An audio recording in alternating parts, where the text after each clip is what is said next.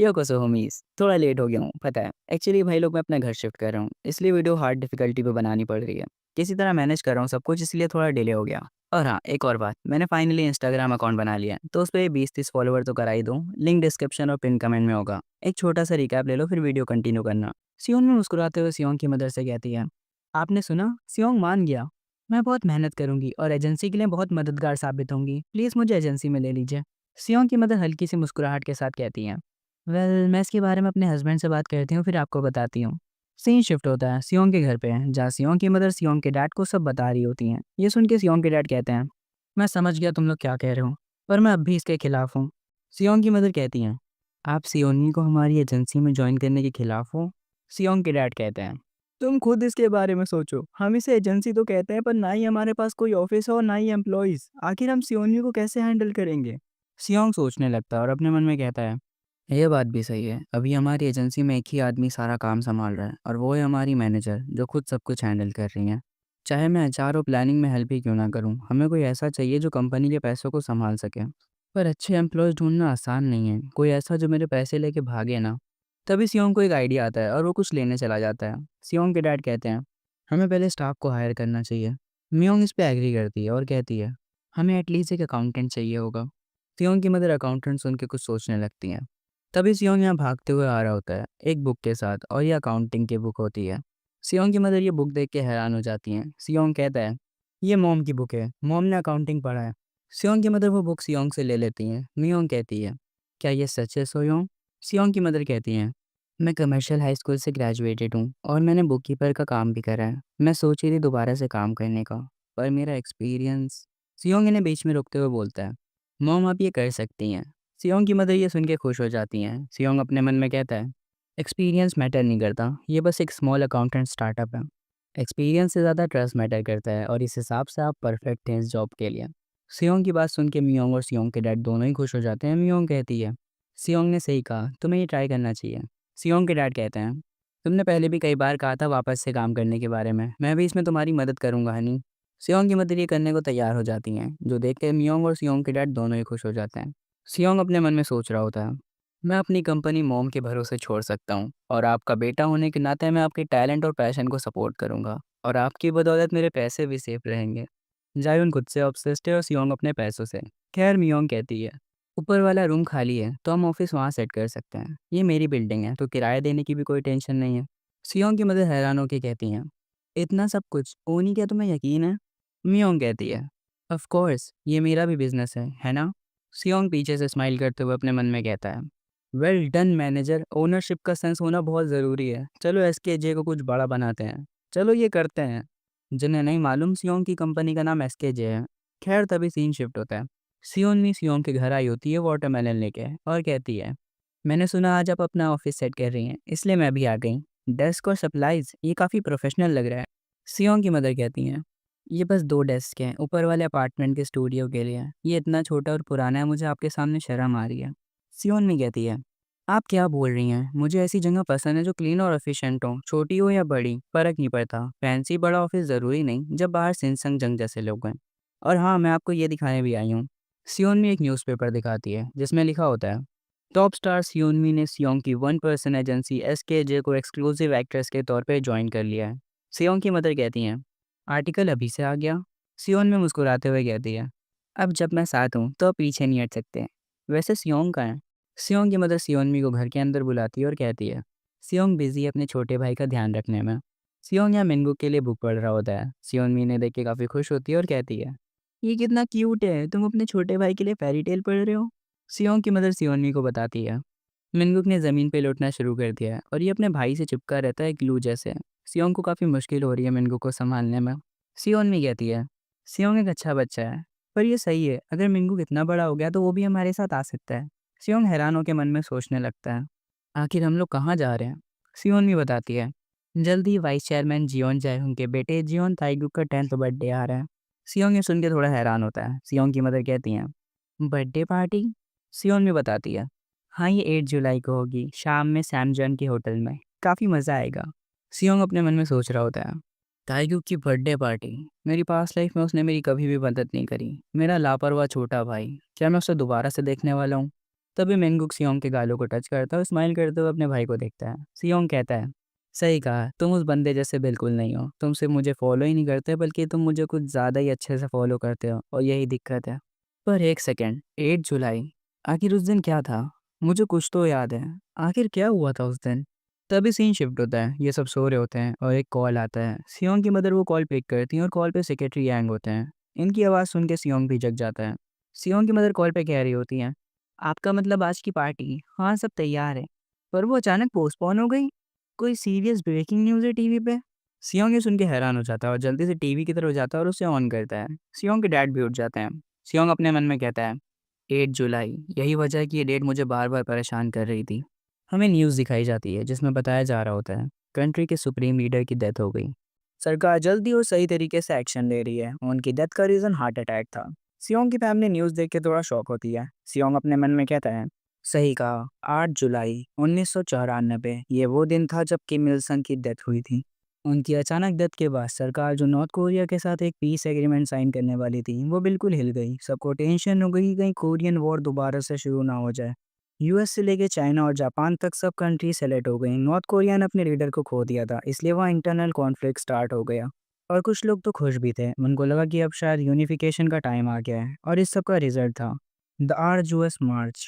कुछ टाइम तक सब कुछ अनस्टेबल रहेगा, चाहे वो देश के अंदर हो या फिर बाहर। इसी वजह से जियोन ताइग्यू की बर्थडे पार्टी भी 10 दिन से ज़्यादा पोस्टपोन हो गई है। ये बिल्कुल नॉर्मल है। तभी सियोंग की डैड कहते हैं, स्टॉक मार्केट का हाल भी पूरी तरह से ख़राब हो चुका है। सियोंग ये सुन के हैरान होता है। सियोंग की मदर कहती हैं, आपको स्टॉक्स चेक करना आते हैं?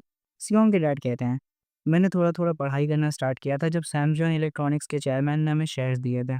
ये सुन के सियोंग की मदर अपने हस्बैंड को कूल कहने लगती हैं, इनका अलग ही चल रहा है यार, इनको दुनिया से कोई मतलब नहीं है। खैर तभी सियोंग कहता है, डैड चलो स्टॉक्स खरीदते हैं। ये सुन के सियोंग के पेरेंट्स थोड़ा हैरान होते हैं, पर सियोंग जिद करने लगता है और अपने मन में कहता है, किम इल संग की डेथ की न्यूज़ के बाद कॉस्पी इंडेक्स भी काफ़ी गिर गया। लोग डर गए कि कहीं वॉर ना स्टार्ट हो जाए, इसलिए उन्होंने कैश सिक्योर करने के चक्कर में अपने स्टॉक्स बेचना शुरू कर दिए। और यही बेस्ट टाइम है स्टॉक्स खरीदने का। जब मार्केट घुटनों पे हो तब खरीदो और जब कंधों पे पहुंचे तो बेच दो। सियोंग कहने लगता है, चलो अभी खरीदते हैं ये वाला स्टॉक, ये वाला मेरे लिए खरीदो। आप अपने पैसे खर्च मत करो, जो पैसे मैंने कमाए हैं वो यूज़ करो। अगर आप मेरे लिए ये नहीं खरीदोगे तो मैं खाना नहीं खाऊंगा। सियोंग की ये हरकत देख के इसके पेरेंट्स थोड़े परेशान हो जाते हैं। सियोंग की मदर कहती है, हमें क्या करना चाहिए? सियोंग जब ऐसी एक्टिंग करता है तो वो सच में कुछ नहीं खाता।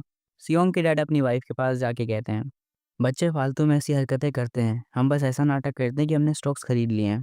पर तभी वापस से सियोंग से लालची ऑरा निकलने लगता है और वो गुस्से में कहता है, मुझे बेवकूफ़ बनाने के बारे में सोचना भी मत। सियोंग के पेरेंट्स इसे देख के हैरान हो जाते हैं। सियोंग की मदर कहती हैं, ये ज़्यादा महंगा नहीं है तो इसे एक अर्ली बर्थडे गिफ्ट समझ के थोड़ा खरीद लेते हैं।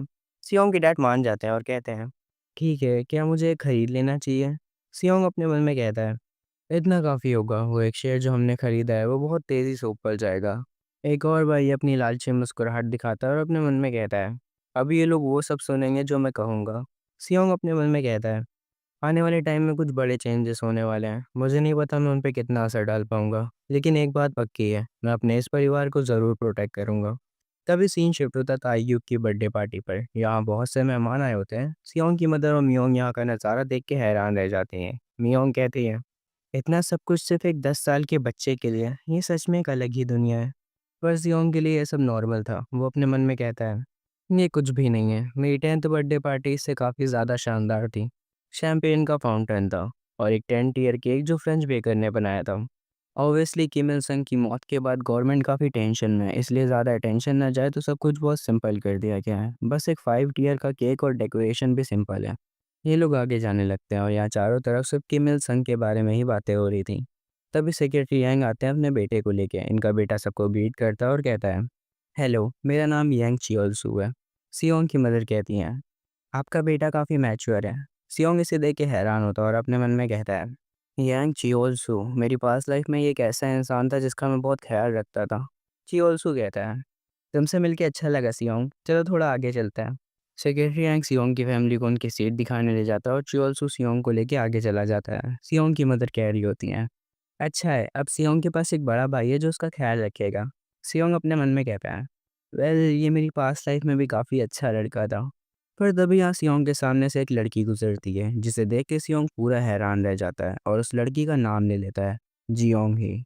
ये नाम सुन के चियोलसू सियोंग से पूछता है, क्या तुम सियोन स्टील की बेटी को जानते हो?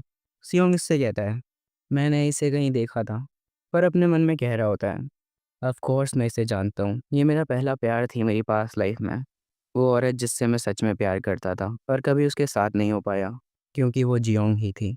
मैंने तो उससे शादी करने का भी सोचा था, लेकिन जब सियोन वी स्टील आईएमएफ क्राइसिस की वजह से गिर गया, तो जियोन ही ने मेरे फादर का ऑफर मान लिया। अगर वो मुझसे ब्रेकअप करती है तो मेरे फादर सियोन स्टील को सपोर्ट करेंगे। उसने मेरे फादर का प्रपोज़ल एक्सेप्ट कर लिया। उसने सिर्फ थोड़े से पैसों के लिए मुझे धोखा दिया। मुझे उससे बहुत ज़्यादा नफ़रत हो गई थी और मैं उसे दिल से बुरा मानता था। मुझे लगा सियोंग को सिर्फ पैसों से प्यार है, पर सियोंग तो दिल टूटा आशिक निकला। खैर, सियोंग की बातों पे वापस आते हैं। वो जियोंगी को देखते हुए कहता है, पर अब मुझे समझ आया, जियोंगी सिर्फ अपनी फैमिली को प्रोटेक्ट करना चाह रही थी। आईएमएफ क्राइसिस सच में एक बड़ी दिक्कत थी। चियोलसू कंफ्यूज होता है, पर सियोंग कहता है, कुछ नहीं, चलो आगे चलते हैं। पर तभी कोई सियोंग के पैर पर अपना पैर रख के उसे गिरा देता है। सियोंग की मदद जल्दी से सियोंग के पास आती है। सेक्रेटरी एंड सियोंग को उठाने लगते हैं। सियोंग गुस्से में होता है और अपने मन में कहता है, किसी कमीने ने मुझे गिरा दिया, आखिर कौन है ये? तभी जिसने सियोंग को गिराया था वो लड़का बोलता है, तो ये है वो लड़का, वो कमीना जिसे मेरे डैड इतना मानते हैं। और ये लड़का जियोन ताइग्यूक होता है, सियोंग की पास्ट लाइफ का ब्रदर। सियोंग काफ़ी गुस्से में होता है। ताइग्यूक कहता है, इसमें कुछ भी खास नहीं है, आखिर उन्होंने इसे मेरी बर्थडे पार्टी में क्यों बुलाया? पर उतने में सियोंग इसके एक मुक्का जड़ देता है। ताइग्यूक ज़मीन पर गिर जाता है। सियोंग की मदर आके सियोंग को रोकती हैं और कहती हैं, आखिर तुम क्या कर रहे हो? सियोंग कहता है, उसने मुझे पहले धक्का दिया था। सेक्रेटरी यंग ताइग्यूक को उठाते हुए कहते हैं, क्या ये सच है ताइग्यूक? ताइग्यूक कहता है, सीरियसली आप मेरे पे डाउट कर रहे हैं? उस बच्चे की बात पे ज़्यादा भरोसा है आपको? सेक्रेटरी यंग चियोलसू से पूछते हैं। चियोलसू कहता है, ताइग्यूक ने जानबूझ के सियोंग को गिराया था। जो सुन के ताइग्यूक गुस्सा होता है। सियोंग की मदर कहती हैं, फिर भी सियोंग तुम्हें उसे मारना नहीं चाहिए था। सियोंग कहता है, ये लड़का ये डिज़र्व करता था। और अपने मन में कहता है, आप सोचती है मैं उस लड़के से पहले कभी नहीं निपटा। वो टिपिकल बुली है, हमेशा कमज़ोर लोगों पे ही चढ़ता है। जियोन ताइग्यूक, जब तक तुम उसे दिखाओगे नहीं कि तुम भी पलट के काट सकते हो, तब तक वो रुकने वाला नहीं है। और सियोंग ताइग्यूक को चिढ़ाने लगता है। तभी सेक्रेटरी यांग कहते हैं, बस बहुत हुआ, ताइग्यूक की भी गलती थी। ताइग्यूक अभी भी चिल्ला रहा होता है। सेक्रेटरी यांग कहते हैं, अगर तुमने और तमाशा करा तो चेयरमैन को ये पसंद नहीं आएगा। जो सुन के ताइग्यूक पूरा शांत हो जाता है। सियोंग अपने मन में कहता है, इस लाइफ में भी डैड का नाम सुनते ही डर से काँप जाते हो। तभी सियोंग की मदर उसे गोद में ले लेती हैं और कहती हैं, क्या तुम्हें दर्द हो रहा है? लगता है तुम्हारा घुटना थोड़ा सा छिल गया है, चलो इस पे थोड़ा क्रीम लगा लेते हैं। ताइग्यूक दूर से इनको देख के सेक्रेटरी यांग से बोलता है, मॉम कब आएंगी? जिस पे सेक्रेटरी यांग कहते हैं, मैडम ने कहा उन्हें काम है तो उन्हें आने में देर लगेगी, तुम पार्टी एंजॉय करो। ताइग्यूक कहता है, हमेशा ही ऐसा होता है, मॉम या डैड कोई नहीं आता, ये मेरी बर्थडे पार्टी थी, मुझे बेकार की बर्थडे पार्टी नहीं करनी। और ये कह के ताइग्यूक रोने लगता है। सेक्रेटरी यांग इसे शांत कराने लगते हैं। सियोंग की मदर कहती हैं, वो बच्चा वहाँ अकेला बैठा है, देख के अच्छा नहीं लग रहा। म्योंग कहती है, सीरियसली बच्चे का बर्थडे था और पेरेंट्स ही नहीं आए, क्या सब अल्ट्रा रिच फैमिलीज ऐसी ही होती हैं? ये अच्छा नहीं लगता। सियोंग अपने मन में कहता है, वेल मुझे लगता है ये सच है। इस टाइम पे मॉम काफ़ी बिजी थी मेरे फेमस पॉलिटिशियन नाना को संभालने में, और डैड ऐसे आदमी है जिन्हें बर्थडे जैसी चीज़ों की कोई चिंता नहीं है। पर मुझे फ़र्क नहीं पड़ता था, वो आए चाहे ना आए, मैं काफ़ी बिजी रहता था सब बड़े लोगों को ग्रीट करने में। पर ये लड़का अलग है। ताइग्यू कभी भी रो रहा होता है। भाई सब सियोंग जैसे नहीं होते हैं, दिस किड बिल्ट डिफरेंट। सियोंग अपने मन में कहता है, कितना रो रहा है ये। तभी सेक्रेटरी यंग अनाउंस करते हैं, आप सबका शुक्रिया जियोन ताइग्यू की बर्थडे पार्टी में आने के लिए। प्लीज़ खाने और परफॉर्मेंस का मज़ा लीजिए जिसकी हमने तैयारी करी है। सियोंग की मदर सियोंग को बताती हैं कि उन्होंने सियोंग के फेवरेट रेस्टोरेंट से रिक्वेस्ट करी थी सियोंग के फेवरेट नूडल्स के लिए, जो सुन के सियोंग काफ़ी खुश हो जाता है और अपना खाना शुरू कर देता है। सेक्रेटरी यंग फिर अनाउंस करते हैं, आज की परफॉर्मेंस के लिए नेशन आइडल ग्रुप जस्ट हमारे लिए परफॉर्म करेंगे। सियोंग उन्हें देखने लगता है। तभी सियोंग की जियोंग ही चिल्लाते हुए कहती है, जायून ओप्पा तुम बेस्ट हो, जायून को जेल भेजो कोई। खैर, सियोंग अपने मन में कहता है, ओह तो इस लाइफ में उसे ऐसे टाइप के लोग पसंद है, याद आया मुझे। जस्ट अपना परफॉर्मेंस चालू करते हैं। तायुंग अपने मन में कह रहा होता है, काफ़ी टाइम हो गया सियोंग। और जस्ट को परफॉर्म करते देख सियोंग की मदर और जियोंग की काफ़ी खुश होती हैं। अगर किसी दिन जस्ट का कोई मेंबर गायब हो जाए तो सियोंग पर शक मत करना, ही इज़ इनोसेंट। खैर, सियोंग अपने मन में कहता है, फिर भी ये काफ़ी इंप्रेसिव है। सेक्रेटरी यांग ने फूड और परफॉर्मेंस से पार्टी का सीन तो संभाल लिया है, लेकिन वो बच्चा जितना भी होपलेस हो, उसे ऐसे अकेले चुपचाप रोता देखना ठीक नहीं लग रहा। आखिर उसके पेरेंट्स क्या कर रहे हैं जो अभी तक आए नहीं? तभी सेक्रेटरी एंड किसी को देख के हैरान हो जाते हैं और यहाँ पे चेयरमैन और उनकी वाइफ फाइनली आ चुके थे। सारे लोग चेयरमैन का वेलकम करते हैं। चेयरमैन सियोंग के पास आते हैं। चेयरमैन की वाइफ कहती हैं, तो ये है वो लड़का जिसके बारे में आप बोल रहे थे, ये क्यूट है। ये औरत सियोंग की पास लाइफ की मदर है। सियोंग इन्हें ऐसे देख के अपने मन में कहता है, ऐसे चेहरे के साथ क्यूट मत बोलिए, हमेशा की तरह कोल्ड और शार्प। द आयरन लेडी जिन्हें सिर्फ काम करना आता है। ताइक्यू काफ़ी खुश होता है अपनी मॉम को देख के। सियोंग की मदर कहती हैं, सबको एक साथ ऐसे देख के ये ऑलमोस्ट एक हैप्पी फैमिली लग रही है। सियोंग अपने मन में कहता है, मॉम प्लीज़ ऐसी चीज़ें मत बोलिए, जो दिखता है वो होता नहीं। मेरी पास्ट लाइफ की फैमिली में ना प्यार था ना कोई अपनापन, बस पैसे और अचीवमेंट्स ही सब कुछ थे। लेकिन अब मुझे एक नई फैमिली मिल गई है और इनके साथ रहकर लगता है जैसे मैं कहीं भी जा सकता हूँ। अब मैं इसी फैमिली के साथ और भी आगे जाऊँगा। तभी सीन शिफ्ट होता है। साल 1995। सियोंग अब 5 साल का है। हमें सियोंग के पेरेंट्स दिखाए जाते हैं जो काफ़ी घबराए हुए होते हैं और कहते हैं, सियोंग प्लीज़ उठ जाओ। और यहाँ पे सियोंग बेहोश लेटा है ऑक्सीजन मास्क के साथ। भाई अभी यहाँ पे क्या हुआ? लाइक अभी तो सब कुछ नॉर्मल था। सियोंग हॉस्पिटल कैसे पहुंचा और क्यों? तो भाई आज की वीडियो बस यहीं तक थी। अगर तुम्हें ये वीडियो अच्छी लगी हो तो कमेंट में मुझे बताना मत भूलना। और हाँ, इस वीडियो को लाइक और चैनल को सब्सक्राइब जरूर कर देना। तुम्हारा सपोर्ट ही मुझे मोटिवेशन देता है वीडियोस बनाने के लिए। मिलते हैं नेक्स्ट पार्ट में, तब तक के लिए बाय बाय।